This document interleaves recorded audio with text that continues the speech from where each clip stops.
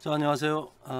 오늘은 디시전 트리 의사결정 나무라고 하는 슈퍼바이즈드 러닝 중에 한 가지를 오늘 같이 공부해 보도록 하겠습니다.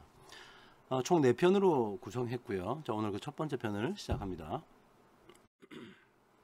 자, 컨텐츠는 다음과 같습니다. 자, 슈퍼바이즈드 러닝의 하나의 알고리즘이고요. 디시전 트리. 이 디시전 트리는 사실은 이제 리그레션도 할 수 있고 클래시피케이션도 할 수 있고 둘 다 할 수 있고요. 그 다음에 이 디시전 트리 자체에서 끝나는 게 아니라 이게 이제 후속적으로 여러 가지 다른 아이디어들과 접목이 돼 가지고 뭐 랜덤 포레스트라는 방법, 그 다음에 뭐 아다 부스트라는 방법 등 여러 가지 다른 방법과 이제 접목이 됩니다. 그래서 아주 중요한 슈퍼바이즈드 러닝 알고리즘 중에 하나라고 볼 수 있고요. 자, 이 디시전 트리부터 한번 시작해 보도록 하겠습니다.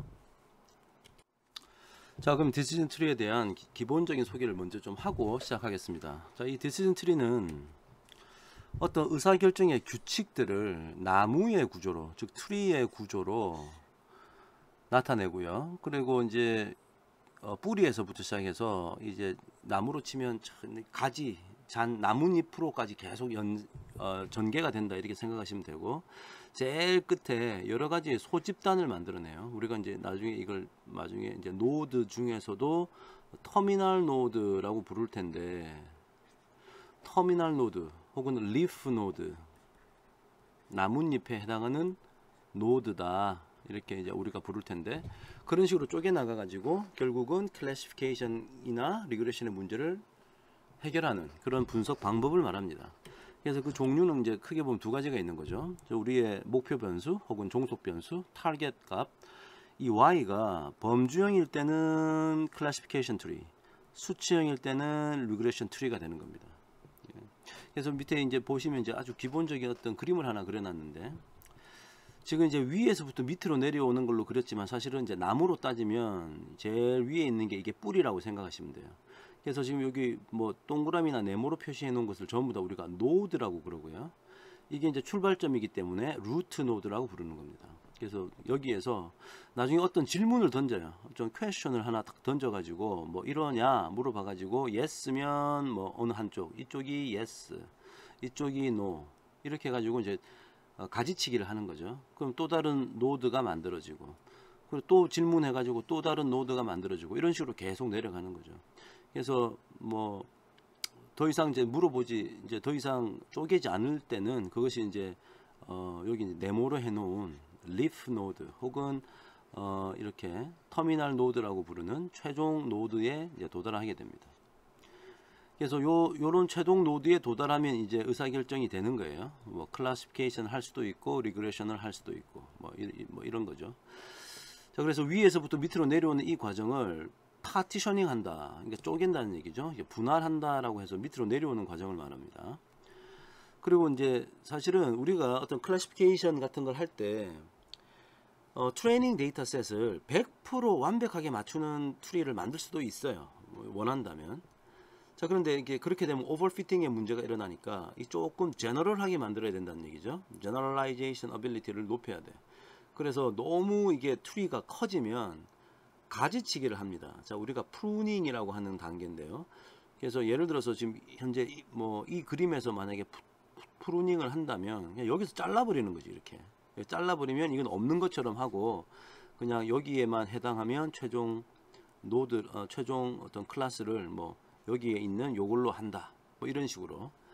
너무 트리가 커지면 자를 수도 있다. 일단 그렇게 좀 생각하시면 되겠고요.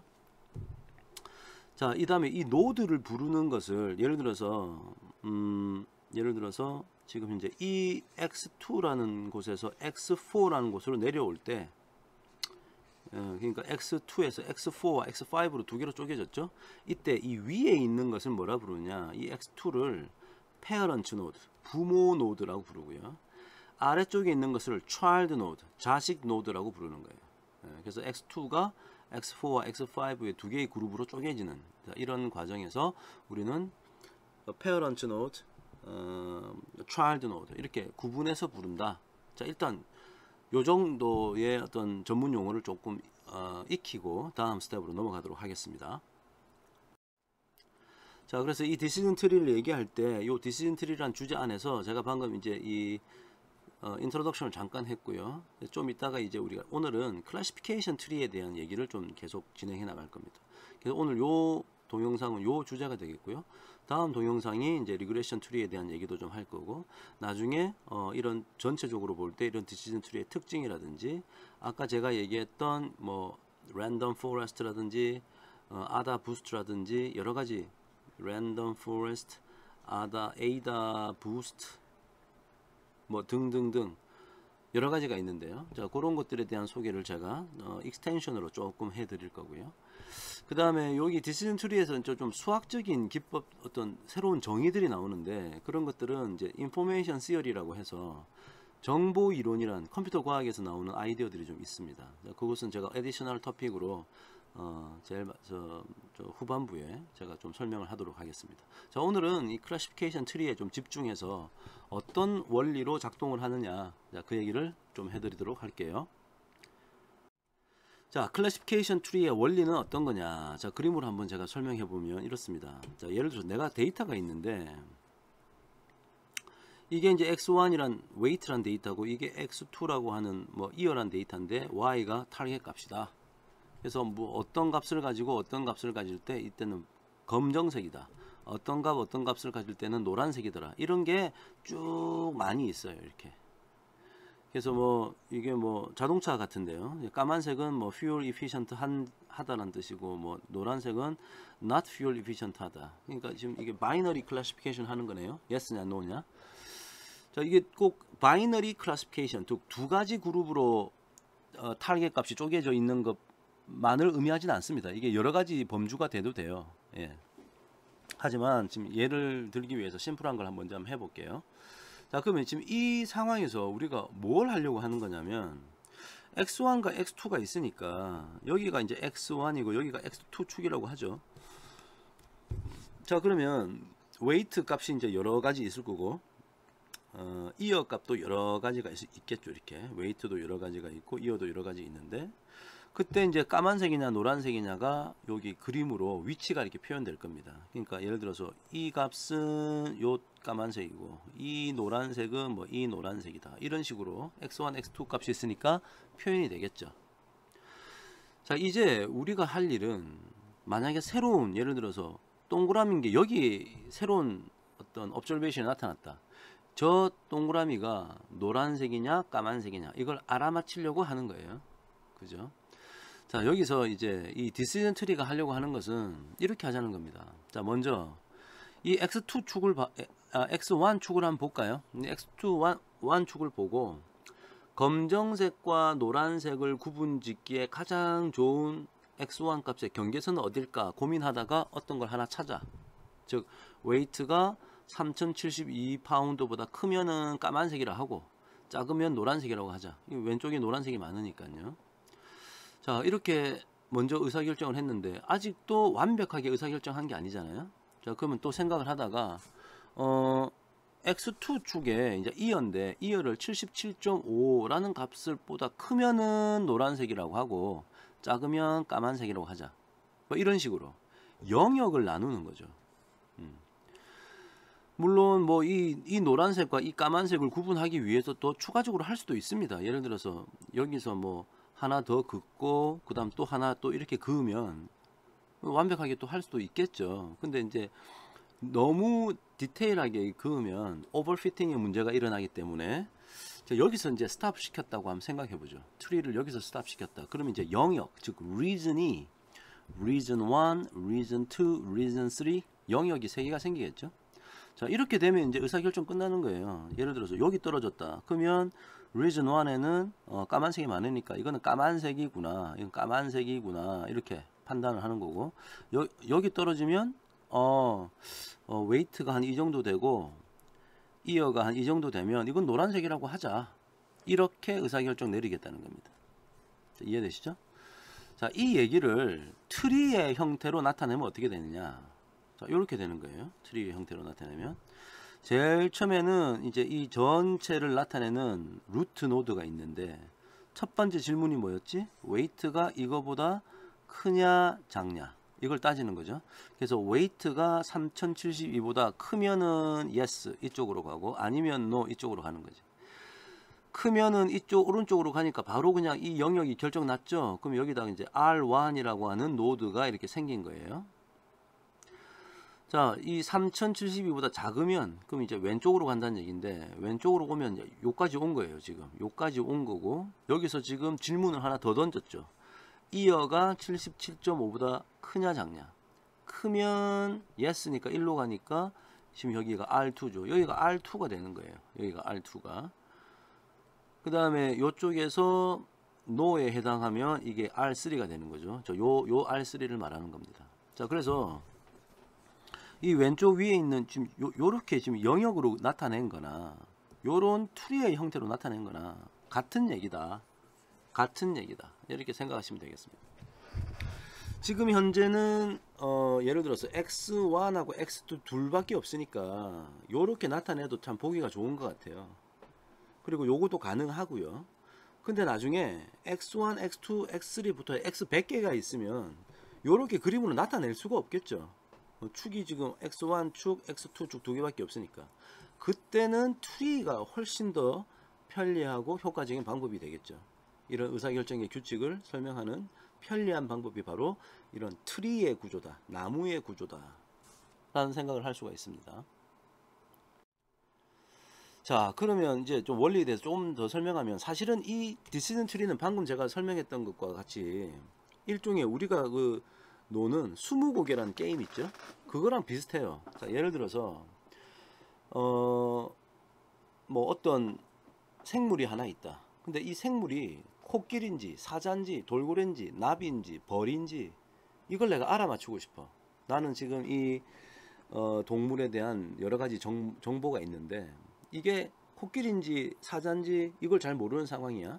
자, 그럼 이제 질문을 던지는 거죠. 예를 들어서 식물이냐 하니까 생물입니까? 했으니 내가 가지고 있는 동물이 생물이구나. 예. 그럼 이쪽으로 와. 그럼 또 질문을 던져. 식물이냐? 아니잖아요. 내가 가지고 있는 건 지금 어떤, 사실은 내 마음속에는 돌고래를 가지고 있거든. 식물인가요? 아닙니다. 일로 와. 무태 사나요? 아니요. 바다에 사나요? 예. 영리한 편인가요? 돌고래 영리하잖아요. 예 하면은 그러면 이제 답을 알려주는 거죠. 돌고래입니다. 요렇게. 자, 요런 식의, 여기 뭐 원래는 뭐 더 있겠죠. 막 이렇게 뭐 더 있을 텐데 지금 이제 가는 것만 우리가 보여주고 있는 거예요.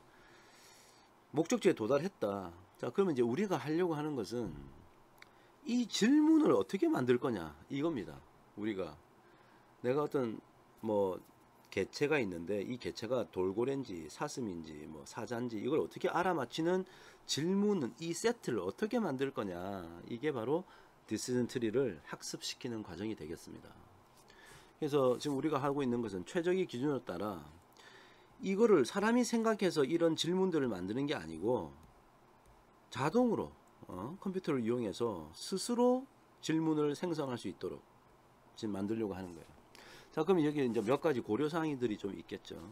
자, 첫 번째 고려사항은 노드에서 몇 개의 가지로 나눌 거냐. 지금 제가 보여드린 건 이렇게 두 개씩 나눴죠. 근데 뭐 이렇게 혹시 세 개를 나눠도 되나? 뭐 이런 질문도 있을 거고, 결론은 그런 것도 있습니다. 뭐 꼭 세 개만 나누란 법도 있고 네 개로 나눌 수도 있겠죠. 근데 일반적으로 두 개짜리를 제일 잘 사용한다. 가장 명쾌해요. 자, 그래서 몇 개를 가지로 나눌 것인가를, 이런 이슈를 우리가 한번 생각을 해봐야 되고, 각 노드에서 이 질문을 어떻게 만들 건가, 식물인가요? 라든지 무태 사나요? 라든지 이런 걸 어떻게 만드나, 이거는 이제 우리가 고민을 좀 해봐야 돼요. 우리가 지금 공부할 것들이 이런 것들이에요. 그 다음에 언제 멈출 것이냐. 여기서 벌써 돌고래라고 판정이 났는데 혹시 그러지 않고 여기다가 또 다른 질문을 던져가지고 또 쪼개지고 할 수 있지 않습니까? 그럼 도대체 나의 트리를 어느 정도로 디테일하게 만들 거냐, 이런 질문도 우리가 답변을 해야겠죠. 그래서 한마디로 스토핑 룰을 우리가 정해야 된다. 스토핑 룰, 이걸 정해야 되는 숙제가 남아 있고요. 그 다음에 if 노드에 해당하는 리프 노드죠. if 노드니까 리프 리프 노드에 해당하는 리프 노드를 어느 분류로 할당할 것인가. 예를 들어서 지금 여기가 지금 몰라. 여기서 일로 왔다가 일로 왔다가 일로 왔다가 일로 왔다가 일로 왔는데 여기서 이걸 사자라고 내가 불러야 되냐 돌고래라고 불러야 되냐 이걸 어떻게 판단하느냐. 그죠? 자, 그런 것들을 우리가 지금 고민을 해야 되는 거예요. 그래서 지금 우리가 한 얘기들이 지금 이제 오늘 제가 할 얘기들입니다. 자, 그러면 이제 먼저 노드에서 질문을 던지는 법에 대해서 한번 생각해 볼게요. 자, 노드에서 질문을 던지는 이유는 노드를 분기시키기 위해서, 즉 파티션으로 쪼개기 위한 거죠. 자, 여기서 그림을 간단하게 한번 그려봅시다. 여기 지금 노드가 하나 있어요. 이 노드의 이름은 T입니다. T라고 하는 노드가 있다. 그리고 그 안에는 여러 개의 옵저베이션들이 있겠죠. 한마디로 내가 데이터셋에 x1, x2, xp까지 있고 여기 이제 y가 있는 뭐 숫자가 이렇게 들어 있겠죠. 자, 여기서 이 전체 이게 예를 들어 여기서 여기까지가 n 개가 들어 있다면 일단 이 뿌리 노드에서는 n 개의 옵저베이션들이 이 안에 들어 있는 거야. 요 안에 하나, 둘 이렇게 n 개가 들어 있는 거야. 이렇게. 그래서 요 놈의 집합을 우리가 x of t라고 한번 불러봅시다. 이 샘플의 집합을. 다시 말해서 observation의 집합이라고 생각하셔도 돼요. 자, 노드의 이름은 t이고 그 안에 들어있는 observation의 집합을 x of t라고 한번 불러보자. 자, 그러면 이게 이제 다 들어있으니까 이거를 일단 좀 쪼개야 돼. 그래서 어떤 질문을 던질 거야. 자, 그래서 요 질문을 xi가 지금 xi가 알파냐? 여기 xi가 이 x2라고 때리면 2라고 치면 이거는 알파고 이거는 베타고 이거는 알파고 이건 감마고 뭐 이렇게 있을 거 아닙니까? 이게 알파라고 할 수 있냐? 라고 이렇게 물어보는 거야. 어떤 값을. 그러면 맞으면 왼쪽으로 가고 아니면 오른쪽으로 갑니다. 그럼 밑에 있는 이 노드를 뭐라 부를 거냐? 자, 일단 여기서는 t란 노드인데 left 왼쪽 위에 있는 노드다라고 한번 불러봅시다. 얘는 t right 오른쪽에 있는 노드다. 그럼 그 안에 이제 몇 가지 해당되는 것들이 몇 개 내려와 있을 거고 여기 몇 가지 해당되는 게 들어와 있겠죠. 자, 그것을 x of t left, x of t right 이렇게 부릅시다. 집합입니다. 자, 일단 요 용어를 쓸게요. 자, 그러면 일단 확실한 거는 이 x of t left와 x of t right라고 하는 집합의 합집합은 위에 있는 x of t라는 것이 되겠죠. 예. 그러니까 위에 이제 여기에 하나, 둘, 셋, 네 개가 있었다면 만약 여기 세 개가 오면 여기 이제 하나만 있는 거지. 그래야지 위에 다 합해서 네 개가 되는 거죠. 자, 그 다음에 x of t left와 x of t right의 union, 저기 intersection, 즉 교집합은 공집합이다. 즉 상호 배반이란 얘기죠. 상호 배반. 우리 통계학 공부하면서 상호 배반이란 말, mutually exclusive라는 말을 배웠습니다. 자, 그래서 x of t left와 x of t right는 상호 배반이다. 자, 이게 만족돼야 돼. 일단 우리의 모든 트리는. 자, 그러면 이제 첫 번째 질문. 이 질문을 도대체 어떻게 만들지? 라는 생각이 들 수 있겠죠. 정답은 모든 가능한 질문들을 고려해서 가장 좋은 질문을 고른다. 이게 가장 심플한 답변이고, 그럼 모든 가능한 질문은 몇 개냐? 라는 생각이 들 거예요. 자, 만약에 우리가 D개의 특징 벡터가 있다. 한마디로 여기서 x1부터 xd라고 한번 표현해 볼게요. x1부터 xd라고 하는 변수가 있고 그들이 각각 n sub i 개의 값을 가진다. 자, x1이라는 게 뭐 어떤 여러 가지 값을 가지고 있는데 n sub 1 개를 가지고 있을 수 있고 얘는 n sub d 개의 값을 가지고 있다. 자, 그러면 만약에 지금 요런 형태의 질문이라면 x of 1이 뭐냐, x of 1이 뭐냐, x of 1이 뭐냐 이렇게 묻다가 x of 1이 뭐 n sub 1번째에 해당하는 무슨 값이냐 부르면은 질문이 몇 개 생겨요? 첫 번째에서 n sub 1개의 질문이 생기겠죠? 그럼 x of 2라는 변수에서는 n sub 2개의 질문이 생길 거야. 그럼 이거 다 더한 것만큼 질문이 생겨. 자, 이것들이 전부 다 후보 질문이다. 그 다음에 제가 전부 다 고려해야 된다 그랬잖아요. 이제 그 얘기가 그것들 중에 어떤 게 가장 유리하냐, 내가 이 질문, 현재 이 시점에서 질문을 던지기에 어떤 게 유리하냐를 전부 다 조사해 봐야 돼. exhaustive search를 합니다. 그래서 이건 이제 일종의 최적화 문제가 되는 거죠. 자, 그러면 이제 예를 좀 통해서 이걸 어떻게 만드는지 한번 살펴보겠습니다. 자, 바로 이제 예를 한번 보기 직전에 일단 그러니까 어떤 질문이 좋으냐를 판단하는 기준이 있어야 될 것 같아. 내가 질문이 여러 개 있다는 건 알았어. 질문은 되게 많아. 근데 이 중에 어떤 질문을 선택해야 하는가에 대한 기준은 바로 뭐 어떤, 자 여기다 적으면 어떤 질문이 우리에게 유리한지를 그 정도를 판단하는 기준이 있어야 될 것 같아. 그 기준은 아주 심플합니다. 즉 이렇게 지금 T에서 T sub left와 T sub right의 두 개의 노드로 쪼갤 때 그 안에 여기 들어있는 것들이 있잖아요. 요거는 이제 그 observation들의 여러 개의 집합이죠. 이 집합과 이 집합이 각각이 동질로 구성될수록 좋다라는 기준이 있을 수 있겠네. 무슨 얘기냐면 만약에 이 루트 노드 T에 삼각형 동그라미 삼각형 동그라미 그래서 6개가 있다고 해봅시다. 6개. 그러면 가장 좋은 질문은 한쪽에다가 삼각형을 다 몰고 한쪽에는 동그라미만 이게 탁 쪼개주는 질문이 있다면 베스트 질문이죠. 완벽하게. 왜 이걸 완벽하다 하느냐, 같은 노드에 너무 동질적인 같은 성질을 가진 것끼리 딱딱 만들어 줬잖아요. 이게 베스트예요. 근데 이게 만약에 이렇게 쪼개는 게 불가능하다, 이런 질문이 없다면 그나마 어떻게라도 돼야 되냐. 예를 들어서 여기 하나 더 있고 뭐 이렇게 되는 것도 그나마 여기 이제 4개나 갖고 여기 동질적인 게 있고 여기 조금 이질적인 게 있긴 하지만 이런 건 괜찮다는 거지. 그러면 안 좋은 건 어떤 거냐, 여기에 삼각형 2개 동그라미 하나, 여기에 삼각형 2개 동그라미 하나, 이렇게 하면 이거는 너무 이질적으로 지금 만들어 놓은 거죠. 그죠? 그러니까 아까보다 훨씬 이게 안 좋은 질문이 되는 겁니다. 자, 이제 이 무슨 말인지 이해하셨죠? 즉 동질이냐 아니냐를 판단하려면 뭔가 지표가 하나 있어야 될 텐데 그 지표 이름이, 자, 다 같이 한번 읽어볼까요? impurity. 우리나라 말로 불순도라고 합니다. 자, 퓨어한 게, 자, purity. 자, 위에 제가 동질이라고 한 게 purity가 동질이니까 지금 우리가 하려고 하는 것은 impurity, 불순도가 낮아지는 방향으로 child node를 생성할 수 있는 질문을 만들자. 우리는 이런 철학을 가지고 있어요.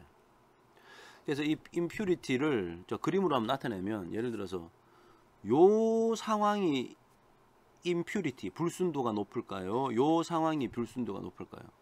얘는 사슴, 타조, 이상한 뭐 양이 나왔다가 막 여러 가지 다른 종류가 막 섞여 있으니까 얘는 불순도가 높은 거야. impurity가, 즉 불순도가 높은 거예요. 그 말은 순수도가 낮다란 얘기고 높은 이질성을 가진다. 즉 불순도가 높다란 얘기지. 밑에 있는 거는 다 비슷한데 하나만 좀 달라. 그러니까 impurity가 상대적으로 좀 낮은 편이죠. 그러니까 순도가 높아, 순수도가 높아. 다 얼룩말이 되게 많이 모여 있으니까. 그러니까 이 impurity는 좀 낮은 편이에요. 그래서 우리가 이런 개념인데 이걸 나중에 여기 보시는 뭐 지금 몰라도 돼요. 이런 뭐 수학식을 써가지고 impurity 값이 얼마다라는 걸 숫자로 표현할 예정입니다. 그래서 요 상황은 impurity가 얼마, 0.69. 요 상황은 impurity가 얼마, 0.24. 자, 이렇게 만들어낼 예정입니다. 자, 그래서 그 노드에서의 질문을 고를 때 우리가 이제 지금 이제 불순도의 측정 기준을 얘기하려고 하는데 먼저 조금 정의하고 넘어갈 걸 한번 얘기해 봅시다. 지금 우리가 지금 필요한 게 요런 지금 조건부 확률이 하나 필요한데요.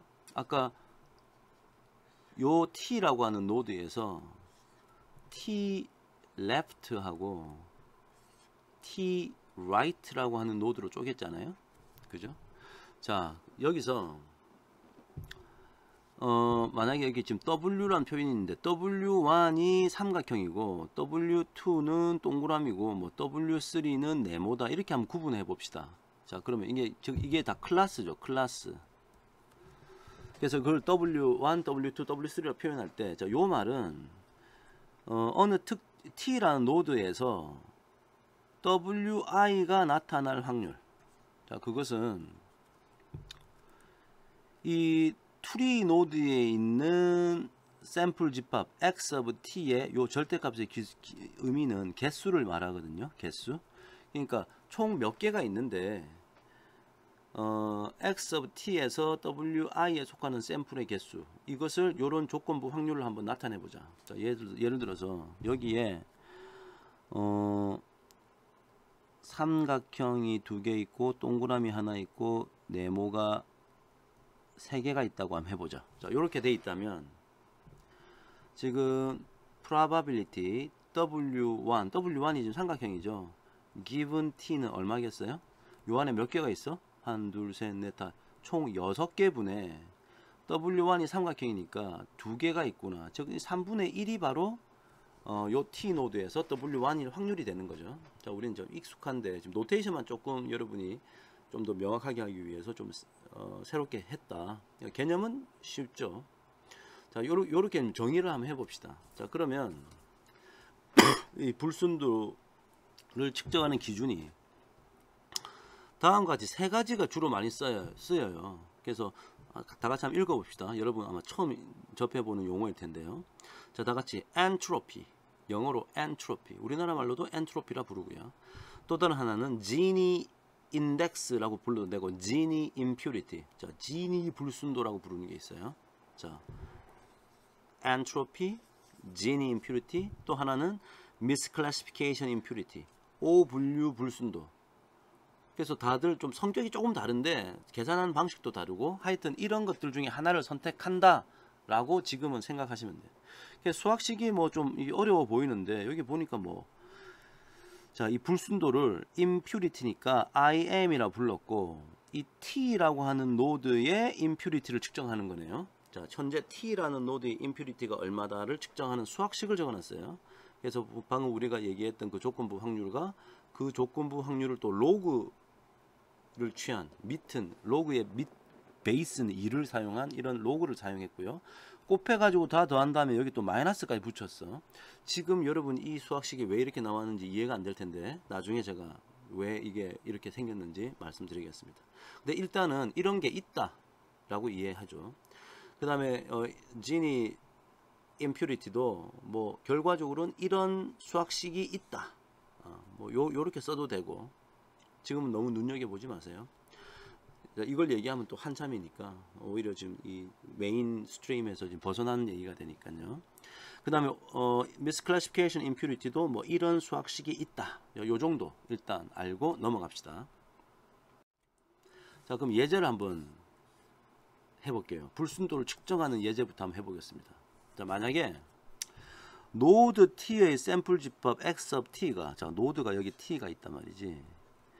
근데 그 안에 샘플 집합, 요 안에 이제 여러 가지 뭐가 들어있는데 이게 이제 x of t죠. 이게 다음과 같다. 자, x of t는 집합인데 어떤 집합이냐? 총 9개의 observation이 있네요. 그래서 여기 지금 좀 볼드체로 해는 x1이 첫 번째 observation, 요거는 두 번째 observation, 요건 세 번째 observation, 요거는 9번째 observation이라고 표현한다고 해봅시다. 자, 얘는 전부 다 observation이에요. 관측치란 얘기지. 걔가 원래는 클래스가 W2라는 클래스더라, W1이라는 클래스더라, W3라는 클래스더라, 이렇게 지금 정의가 되어 있겠죠. 자, 그렇게 9개가 있네요. 자, 그러면 지금 아까 우리가 얘기했던 요 조건부 확률에 의해서 현재 T 노드에서 W1의 확률은 얼마? 총 9개 중에 W1이 몇 개 있어요? 하나, 둘, 3개가 있으니까 9분의 3이 되겠네. 9분의 3. 이해되죠? W2의 확률은 얼마? 2가 하나, 둘, 셋, 넷, 4개가 있으니까 9분의 4 이렇게. 자, 그러면 이제 이 W3일 확률도 나올 겁니다. 됐죠? 자, 그러면 이 정보가 있으면 아까 얘기했던 entropy impurity, Gini impurity, misclassification impurity를 다 계산할 수 있어요. 수학식이 어땠냐면 아까 얘는 이렇게 생겼죠. 두 번째는 요렇게 생겼는데 이걸 그대로 한번 해볼게요. 요거 일단 마이너스가 붙었으니까 여기 마이너스 붙이고, 그 다음에 요거 곱하기 요거를 해서 여러 개 더하는 거야. 자, 그러면 요거 곱하기 요거를 해서 더하고, 요거 곱하기 요거를 해서 더하고, 요거 곱하기 요거를 해서 더하면 되잖아. 그죠? 그래서 요 식 그대로 따라갔어요. 한번 보고 따라가 보세요.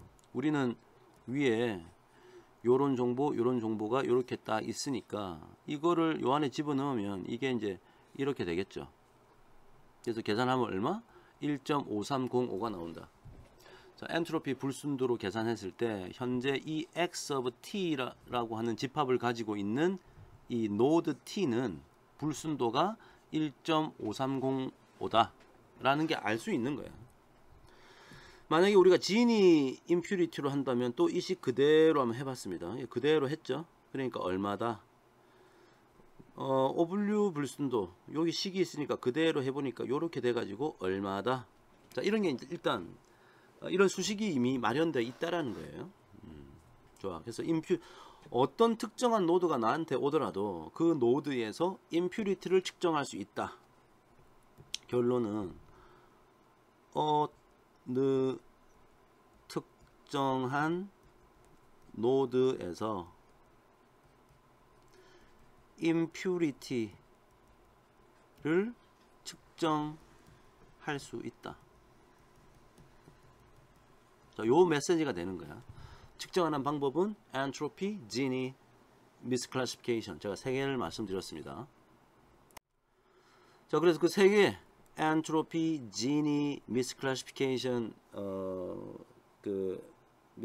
impurity measure는 생각해보면 보세요. 예를 들어서 어떤 노드가 있는데 여기에 뭐 동그라미,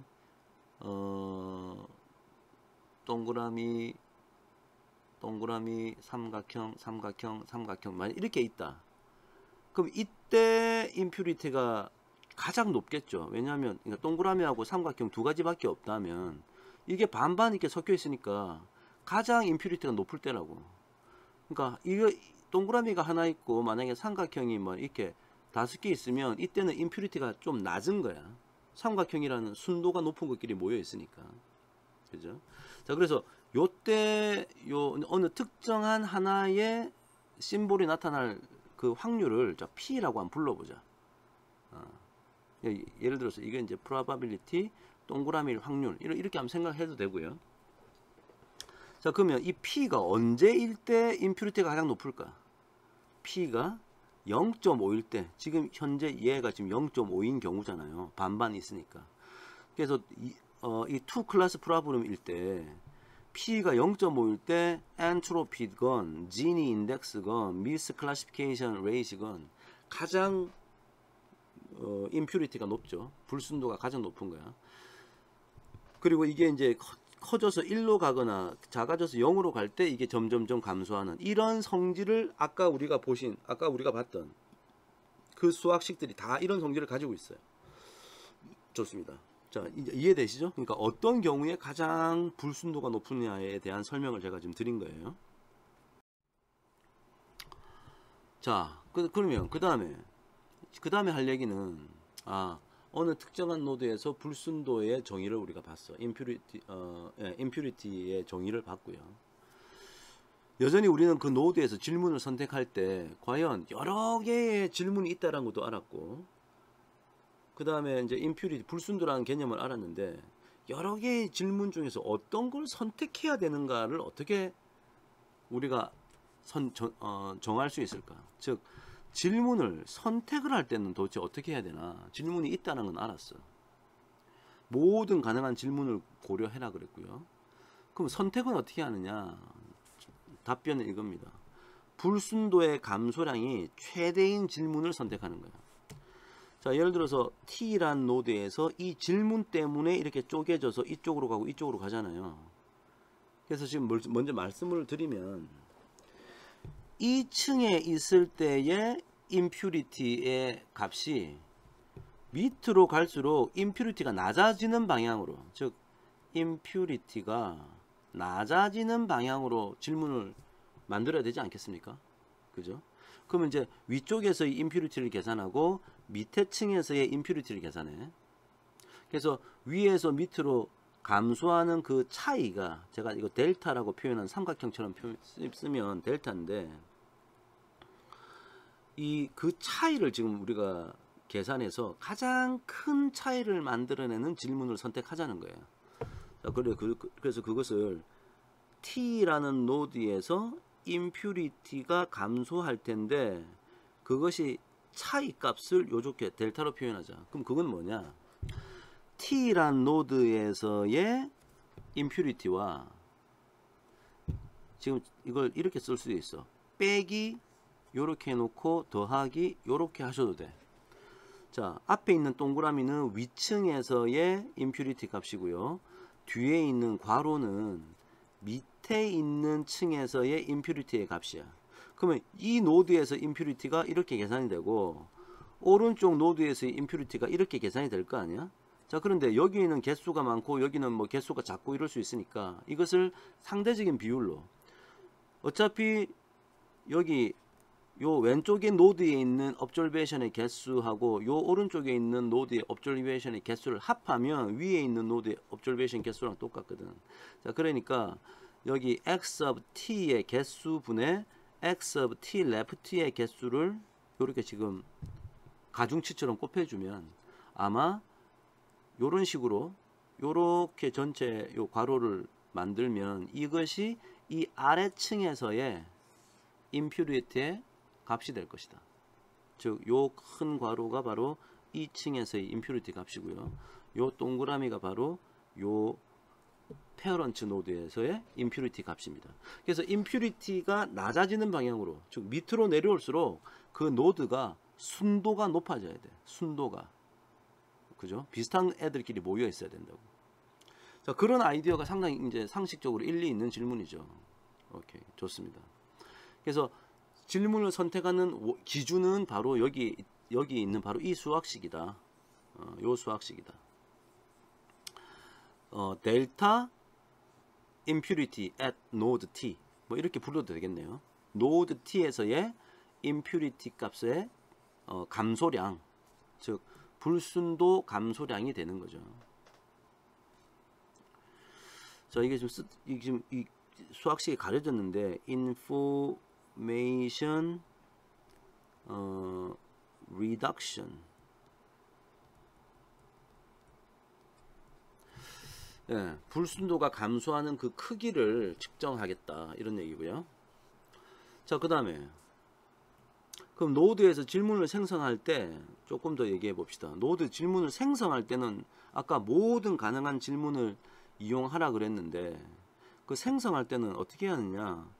만약에 이게 non-metric 혹은 캐테고리일 때는 그냥 그 값이 뭐냐, 뭐 빨강색이냐, 뭐 삼각형이냐 이렇게 물어보면 되는 거죠. 자, 이렇게 하면 될 것 같아. 근데 metric 혹은 즉 어떤 수치형, 숫자일 때는 어떤 값보다 크냐 작냐로 물어봐야겠지. 어떤 값보다 크냐 작냐. 자, 거기서 또 이게 수학에서 디스크리트한 숫자, 딱딱딱 구분되는, 예를 들어서 주사위를 던지면 1, 2, 3, 4, 5, 6 이거 말고는 다른 값이 존재할 수 없잖아요. 그럴 때는 그 이산 값에 따라, 즉 1, 2, 3, 4, 5, 6에 따라 이 알파를 결정하면 돼. 뭐 x1이 1보다 작냐, 혹은 2보다 작냐, 3보다 작냐 이렇게 물어보면 되는 거죠. 근데 만약에 연속형 값이다. 예를 들어서 뭐 3.726 막 이런 값들로 구성되어 있다면, 이런 실수의 값을 가진다면 그것을 범위를 구간화 시켜 가지고 쪼개놔야지, 이 덩어리를.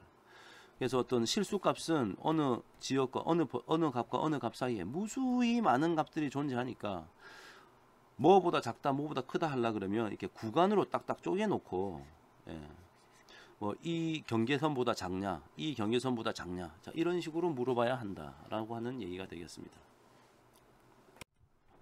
자, 예를 한번 들어볼게요. 자, 이제 이때까지 했던 얘기를 총 정리해서 예를 들어보는 거예요.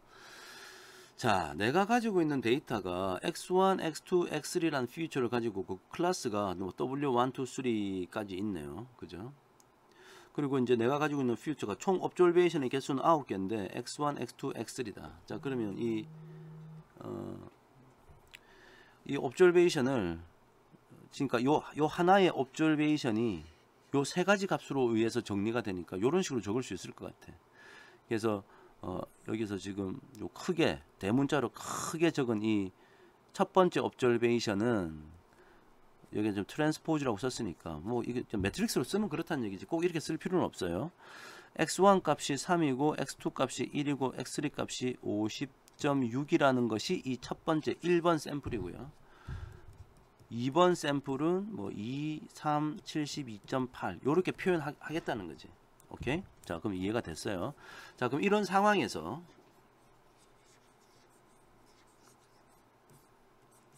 자, 만약에 x1, x2, x3가 어떤 변수냐면 x1이라는 것이 직업을 나타낸다. 그래서 1에서 7까지의 정수를 가질 수가 있고 1은 디자이너를 의미하고 2는 스포츠맨, 3은 교수, 4는 의사, 5는 공무원, 6은 NGO, 7은 무직을 의미한다고 한번 해보자. x2는 선호 품목을 의미한다. 자, 이게 x1을 좀 중요하게 표현하도록 하시죠. x2는 선호 품목. 그래서 1에서 5까지의 이 카테고리카란 값을 가지는 거죠. 의류, 전자제품, 스포츠용품, 책, 음식. 자, 이렇게 돼 있고요.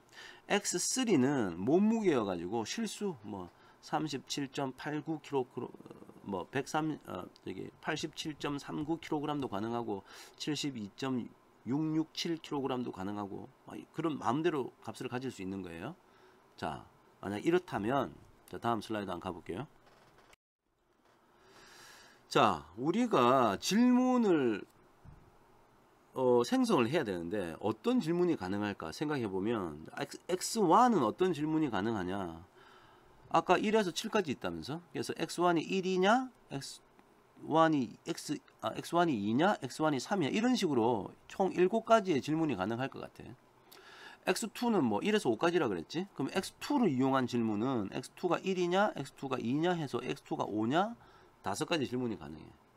그 말 맞죠? 만약에 x3 가지고 질문을 만들면 어떻게 될까요? x3 값을 질문을 가지면 이거 보니까 값이 총 1에 이걸 크기 순으로 정렬을 해봤더니 요렇게 됐어. 제일 작은 게 45.6이네. 이거 45.6 얘가 제일 작고요. 제일 큰 건 102.2니까 얘가 제일 크네. 그래서 크기 순으로 정렬했습니다. 자, 그러면 이제 우리가 요런 실수일 때는 질문을 어떻게 만드느냐. 자, x3가 요 값과 요 값 사이를 보는 거야. 요 값 사이가 얼마냐? 46.7이니까 46.7보다 작냐? 이렇게 질문을 만들 수 있을 것 같고요. 또 요 둘 사이에 또 경계선이 있으니까 이 값이 49.2네요. 그러니까 49.2보다 작냐? 이런 식으로 총 질문이 몇 개 가능하겠어? 하나, 둘, 셋, 넷, 다섯, 여섯, 일곱, 여덟. 8개가 가능하네. 그죠? 하나, 둘, 셋, 넷, 다섯, 여섯, 일곱, 여덟. 8개가 가능하다.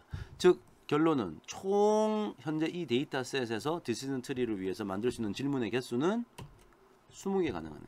그죠? 여기 7개, 여기 5개, 여기 8개. 그러니까 이거 다 합치니까 20개가 되더라. 그러니까 일단 이 후보죠, 후보. 이 중에서 뭘 골라야 돼, 우리가. 좋습니다. 자, 그러면 이제 어떤 질문을 고르는 게 좋을까? 라는 질문이에요. 어떤 질문을 고르는 게 좋을까? 그래서 지금 제일 처음에 루트 노드에 어떤 애들이 있냐면 총 9개가 있다 그랬잖아. 그러니까 1번은 클래스가 W2라는 클래스고 2번은 W1, W1이라는 클래스고 이렇게 총 몇 개? 9번째가 W1, 9번째가 W1이라는 observation이 있는 거야. 그죠? 자, 거기서 내가 만약에 x2가 3이냐라고 하는 질문을 던졌다고 가정을 해보자. 즉 다른 말로 x2가 앞에서 보면은 선호용품이거든. 그래서 3이냐. 3번이 이제 스포츠 용품을 의미하는 거였어요. 그래서 선호용품이 3이냐? 라고 물어보는 것이나 X2가 3이냐? 물어보는 것 똑같아요. 자, 그러면 yes, no 한번 따져본다 해보자. 지금 X2가 3이냐? 자, X2가 3이냐? 이거. 세 개가 있네요. 세 개. 지금 이쪽에 몇 개가 오겠어? 하나, 둘, 세 개가 오는 거야.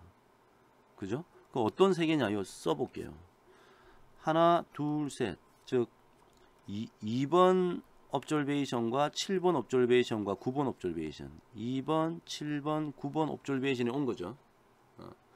그럼 나머지는 전부 다 이 오른쪽에 가 있을 거라고. 나머지는 여기. 자, 그러면은 자, 여기서 이 질문을 선택했을 때 이게 좋은 선택이었는가를 보려면 불순도의 감소량을 계산해야겠지. 근데 여기서는 진이 불순도를 사용한다고 해봅시다. 자, 그러면 여기서 impurity의 감소량은 얼마일까? 자, 부모 노드에서의 impurity 계산할 수 있겠죠. 그래서 요 데이터셋만 있으면 이 노드에서 아까 우리가 앞에서 봤던 그 원리에 의해서 impurity가 0.642가 됐어 지금.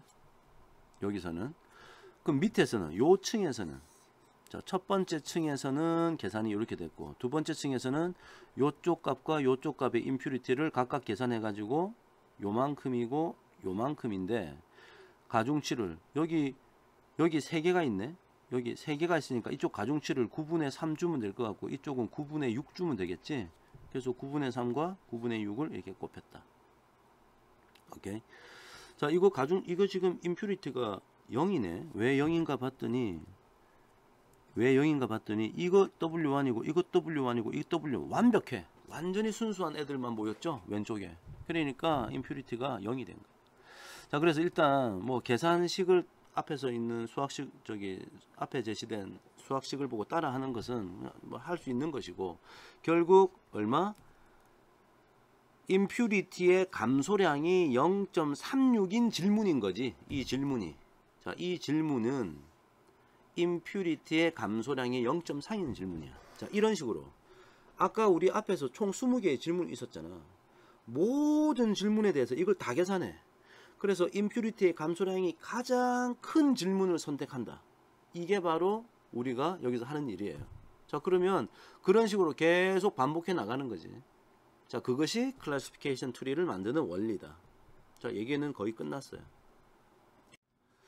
자, 정리해 보니까 이 어떤 식으로 만드느냐. 자, 여기서 지금 여기 오른쪽에 이 결정 트리란 얘기가 decision tree를 말하는 건데요. 그것을 알고리즘의 형태로 입력이 뭐고 출력이 뭐고 알고리즘은 이런 순서대로 돌아간다라고 해놨는데 이거 보기 전에 왼쪽부터 한번 봅시다. 어떤 성질을 가지고 있냐? recursive 함수야. 이 알고리즘 자체가. 자, 먼저 인풋은 뭐지? 아까 지금 얘기했던 여기는 저 노테이션 조금 바꿨었는데 1번부터 캐피탈 N개까지의 옵저베이션이 있고 그 각각의 그 타겟 값이 다 정해져 있겠죠. Y 값이. 내가 지금 출력으로 얻고자 하는 것은 결정 트리야. 결정 트리를 R이라 부르자. 결정 트리 R을 나는 가지고 싶다. 자, 그럼 이것이 개발되는 알고리즘은 다음과 같습니다. 노드 하나를 생성하고 그것을 R이라고 한다. 자, 이건 루트 노드다. 그 다음에 루트 노드를 어느 T라고 하는 트리라고 하고 X를 현재 우리가 지금 가지고 있는 게 X잖아요. 그것을 이제 그 루트 노드에서의 그 샘플의 집합이라고 부르자. 자, 그럼 이제 스프릿 하라 그랬어. 스프릿 언더바 노드라는 함수를 실행시키네. 자, 요 T란 노드에서 요 그 집합을 이용해 가지고 스프릿 시켜라. 쪼개라. 근데 쪼개는 함수가 있어야 될 거 아니야? 밑에 쪼개는 함수를 요렇게 해서 정의를 요렇게 했습니다. 정의를 하고 요거를 이제 하는 거야. 그럼 요거를 이제 실행시키면 이제 어떻게 되느냐? 자, 노드 T에서의 후보 질문을 생성하고 후보 질문의 불순도 감소량을 아까 우리 예제에서 봤던 것처럼 측정을 하고 불순도 감소량의 최대인 질문을 하나 선택하고 그죠? 그러면 이제 질문이 만들어진 건데 여기서 이 노드가 멈춤 조건을 만족하면은 t에 부류를 할당하고 return 돌아가라. 자, 이렇게 돼 있고요. 만약에 멈춤 조건을 만족하지 않으면 어떻게 해야 되죠? 이 질문을 가지고 아까 루트 노드를 레프트 노드와 라이트 노드에 있는 샘플들로 쪼개라. 그죠? 그런 다음에 새로운 노드 t 레프트와 t 라이트를 생성한 다음에 거기에서 다시 스프릿 노드 함수를 이렇게 실행을 시키네요. 스프릿 노드 요걸 하면은 또 이 스프릿 노드가 불려지는 거야. 이 재미난 구조죠. 이 전체가 하나의 함수인데 이 안에서 자기 자신을 또 부르고 있어. 그래서 이런 걸 우리가 리커시브 함수다라고 부릅니다. 그죠? 이 함수를 정의해 놨는데 이 안에 자기 자신이 들어있어. 그럼 요것도 안에 실행시키면 어떻게 되겠어? 또 자기 자신을 부르고 또 자기 자신을 부르고 그러다가 언제까지? t가 멈춤 조건 즉 스토핑 룰을 만족할 때까지 하다가 여기서 스탑하고 되돌아가 버리겠지. 되돌아가면은 요거를 부른 쪽으로 이게 다시 돌아가는 거겠죠. 자, 하여튼 그런 구조를 가지고 있다.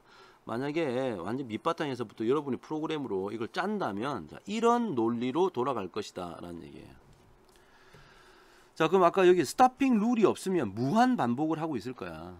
근데 스토핑 룰이 있으면 어느 순간 멈추겠죠. 자, 그럼 어떤 스토핑 룰이 있을까? 첫 번째, 불순도가 충분히 낮을 때. 내려갔는데 어느 특정한 노드에서 임퓨리티가 되게 낮아. 즉 순도가 되게 높아. 그럼 충분하잖아. 그럼 거기서 멈춘다. 그래서 구체적으로 말하면 불순도가 0이 되면 멈추는 거야. 더 이상 그 가지를 치지 않습니다. 그 다음에 뭐 t란 노드에서 그 observation의 집합에서 그 샘플의 개수가 임계값 이하다. 그 안에 예를 들어서 샘플이 즉 observation 한 뭐 3개 들어있다. 이 3개를 또 쪼갤 거냐 아니면 한 3개에서 그냥 가장 빈도가 높은 클래스로 우리가 의사결정을 할 거냐 그런 걸 나중에 우리가 임계값을 정해줘야 돼요. 물론 이제 R 프로그램이나 파이썬에서는 디폴트 값으로 무슨 값이 들어있겠죠. 자, 그 다음에 질문 Q의 불순도 감소량이 임계값이야. 더 내려갈 수 있는데 더 내려가 봐야 불순도의 감소량이 너무 작아. 그럼 거기서 스탑. 아니 뭔가 좀 개선되는 게 있어야지 내려갈 텐데 개선되는 게 없으면 내려갈 필요가 없잖아요. 자, 그래서 이런 여러 가지 이런 상황을 조건을 만들어 놓고 저런 것들 중에 하나가 걸리면 이 파티셔닝 즉 가지치기를 스탑하게 된다. 그리고 이때 이제 우리가 머릿속에 두어야 할 것이 우리가 계속 가지치기 하고 밑바닥까지 내려갈 수도 있어요. 그러면 오버피팅에 문제가 생길 수 있다 그랬지. 그렇다고 해서 너무 빨리 멈춰버리면 언더피팅이 일어나겠지. 그래서 이 premature convergence라는 얘기가 우리 기계학습에서 언더피팅의 개념하고 같은 얘기다. 너무 대충 예측한다는 거지. 너무 대충, 너무 일반화시킨 나머지. 그래서 이것도 별로 안 좋다. 그래서 적당하게 해야 된다. 뭐 이런 얘기고요. 그래서 최종적으로 그 리프 노드까지 밑바닥까지 왔을 때 그럼 분류는 어떻게 하느냐? 자, 어느 그 제일 밑바닥에 있는 노드도 일단 일종의 노드니까 T라고 부르면 그 T의 부류를 K, WK 뭐 어떤 WK라고 하는 클래스로 우리가 분류를 하겠다는 거야. 언제?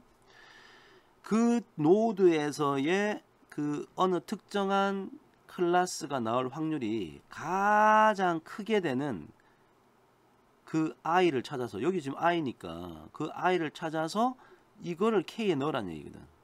그래서 argmax라는 얘기는 맥스마이즈 시키는 그러한 i를 찾아라 이런 뜻이에요. 그 i를 찾아서 그 값을 k로 주면 wk라고 최종적인 클래스를 결정하면 되지 않느냐. 자, 설명 다 끝났습니다. 그래서 클래시피케이션 트리를 만드는 알고리즘을 제가 전체를 설명해 드린 거예요. 자, 오늘은 디시전 트리 중에 클래시피케이션 트리의 원리에 대해 설명했습니다. 그래서 디시전 트리가 클래시피케이션 트리가 뭐고 질문은 도대체 몇 개가 가능하고 질문을 어떻게 생성하고 그 다음에 좋은 질문이란 걸 선택을 하려고 하다 보니까 뭔가 기준이 필요해. 그래서 어떤 노드에서의 impurity measure, entropy, Gini index 혹은 Gini impurity, 죄송합니다. entropy, Gini index, misclassification index 뭐 이런 거 셋 중에 하나를 선택해 가지고 impurity의 감소량이 가장 큰 질문을 선택한다. 이런 얘기였네요. 그래서 뭐 전체적인 구조를 우리가 이제 봤다. 자, 요까지가 일단 클래시피케이션에 대한 소개고요. 자, 오늘 수업 여기서 마치고 다음 시간에는 리그레션 트리에 대해서 조금 더 얘기하도록 하겠습니다. 자, 수고하셨습니다.